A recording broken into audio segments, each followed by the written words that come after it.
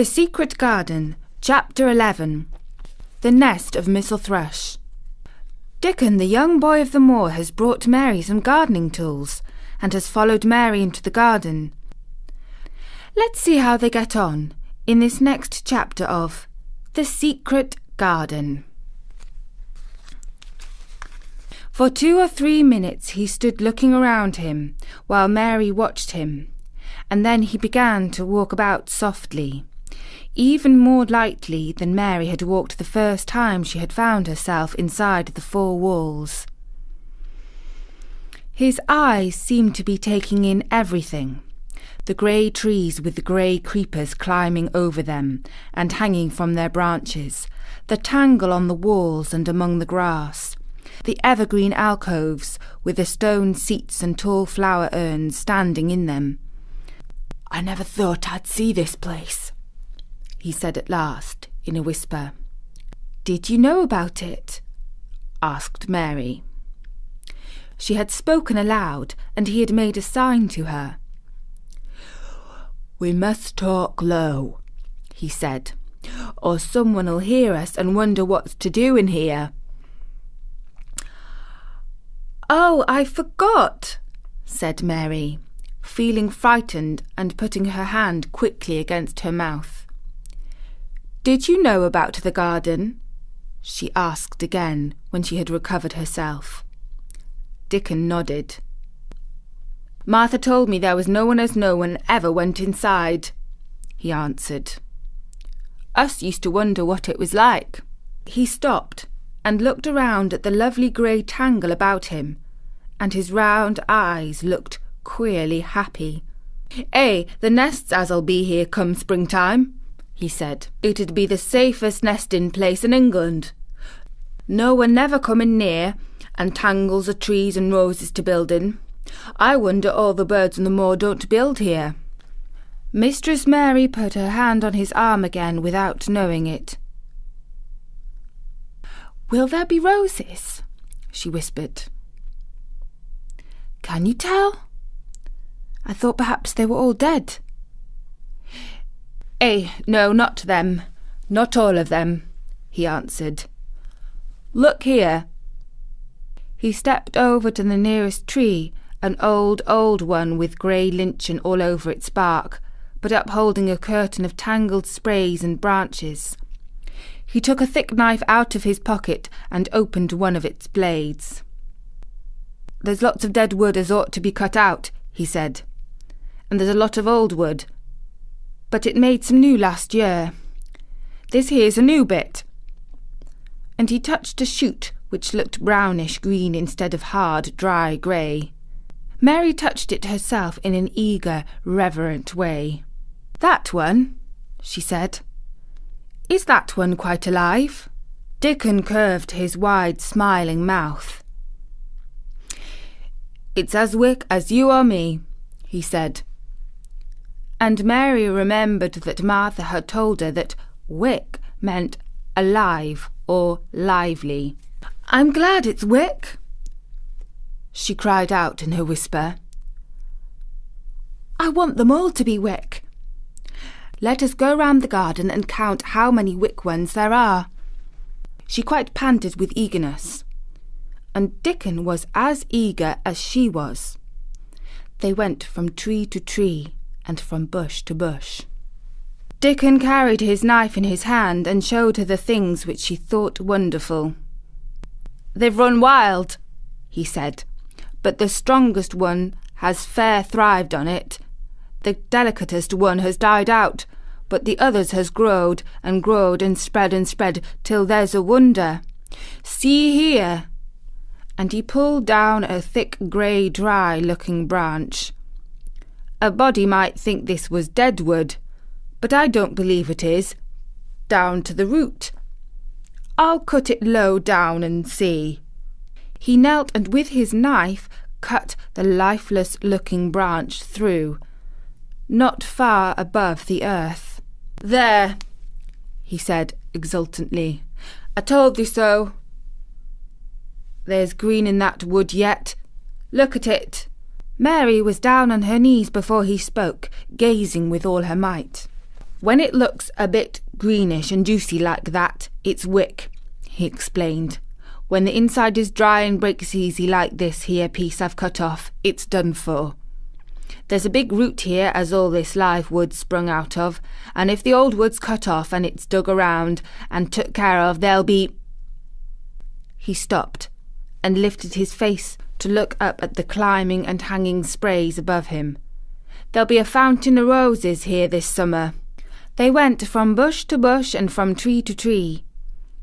He was very strong and clever with his knife, and knew how to cut the dry and dead wood away, and could tell when an unpromising bough or twig had still green life in it. In the course of half an hour Mary thought she could tell too, and when he cut through a lifeless-looking branch, she would cry out joyfully under her breath when she caught sight of the least shade of moist green. The spade and hoe and fork were very useful. He showed her how to use the fork while he dug about roots with the spade and stirred the earth and let the air in. They were working industriously round one of the biggest standard roses when he caught sight of something which made him utter an exclamation of surprise. "Why!" he cried, pointing to the grass a few feet away. "Who did that there?" It was one of Mary's own little clearings round the pale green points. "I did it," said Mary. "Why, I thought I didn't know nothing about gardening," he exclaimed. "I don't," she answered, "but they were so little and the grass was so thick and strong, and they looked as if they had no room to breathe, so I made a place for them. I don't even know what they are." Dickon went and knelt down by them, smiling his wide smile. "Thou was right," he said. "A gardener couldn't have told thee better. They'll grow now like Jack's beanstalk. There's crocuses and snowdrops, and these here's narcissuses," turning to another patch. "And here's daffydowndillies. They will be a sight."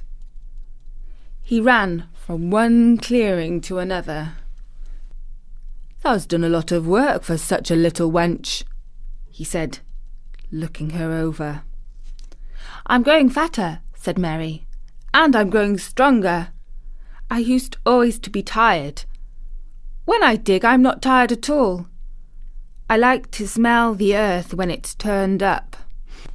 "It's rare good for thee," he said, nodding his head wisely. "There's naught as nice as the smell of good clean earth, except the smell of fresh growing things when the rain falls on 'em. I get out on the moor many a day when it's raining, and I lie under a bush and listen to the soft swish of drops of the heather, and I just sniff and sniff.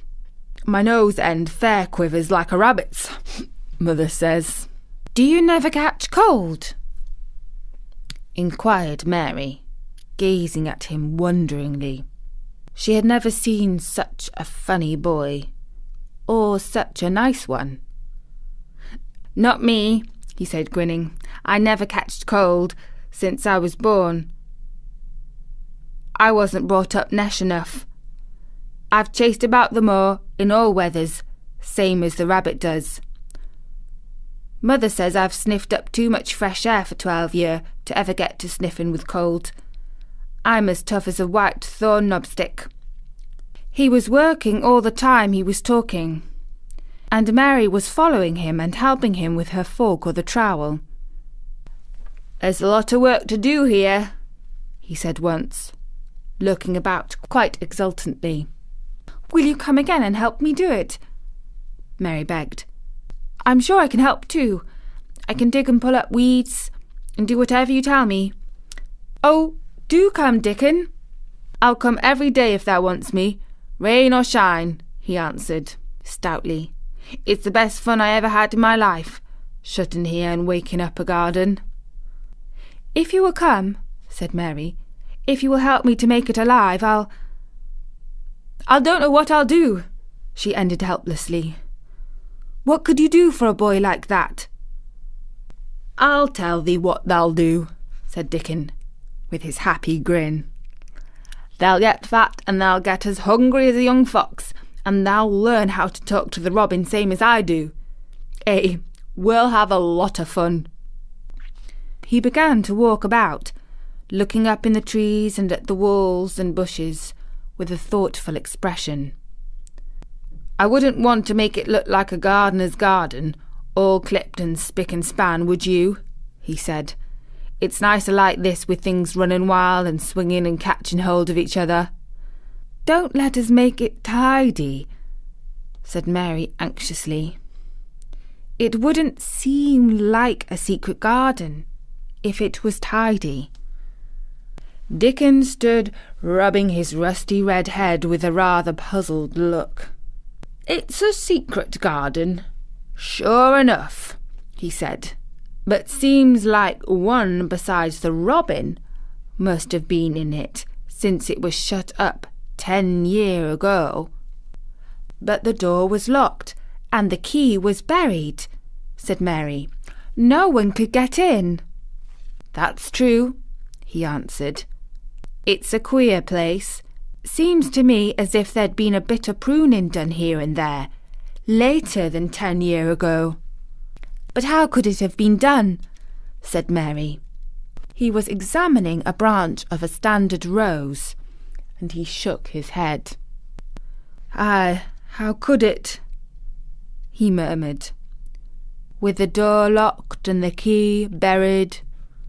Mistress Mary always felt that however many years she lived, she should never forget that first morning when her garden began to grow.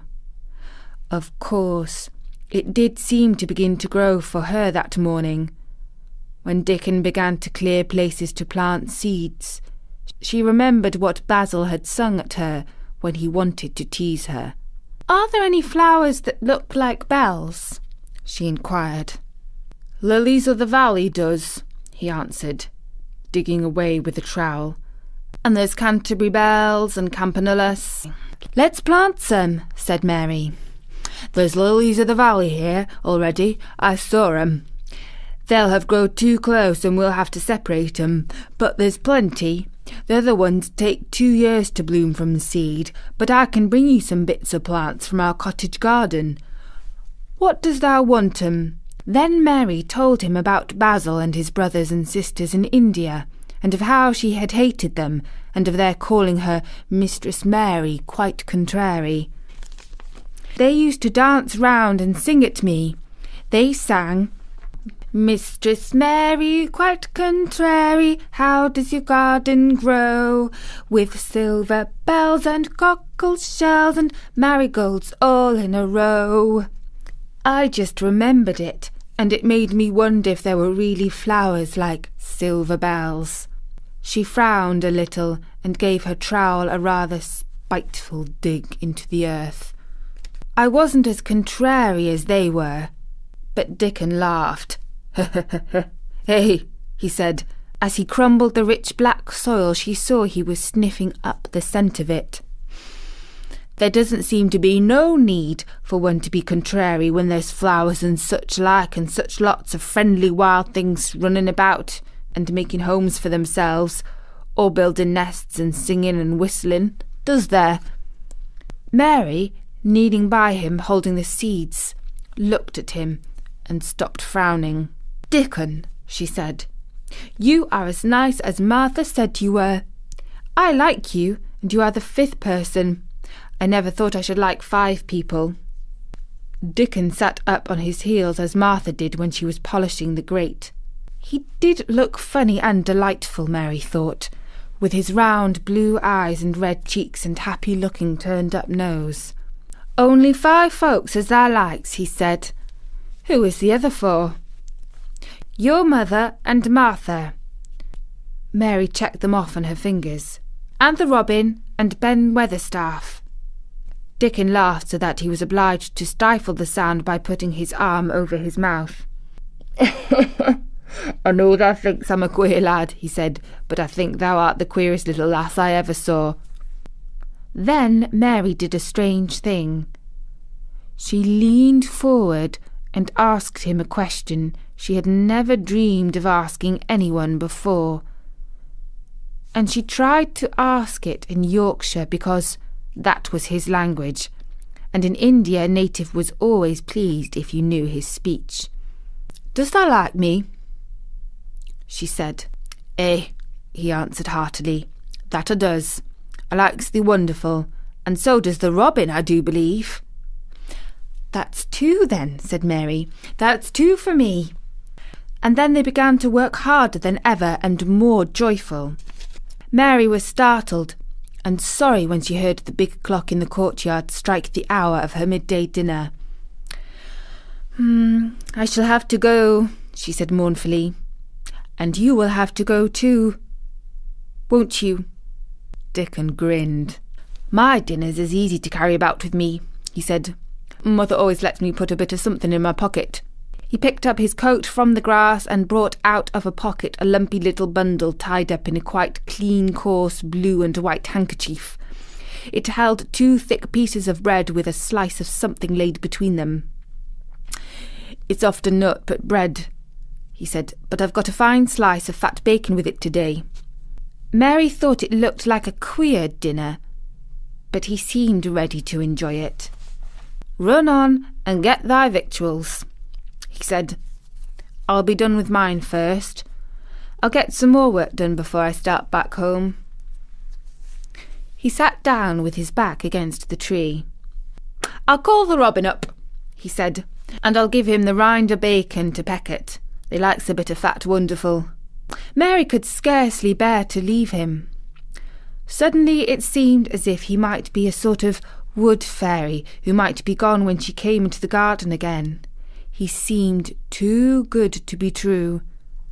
She went slowly halfway to the door in the wall, and then she stopped and went back. "Whatever happens, you never would tell," she said. His poppy-coloured cheeks were distended with his first big bite of bread and bacon, but he managed to smile encouragingly. "If there was a missel thrush, and showed me where thy nest was, does thou think I'd tell anyone?" "Not me," he said. "Thou art as safe as a missel thrush."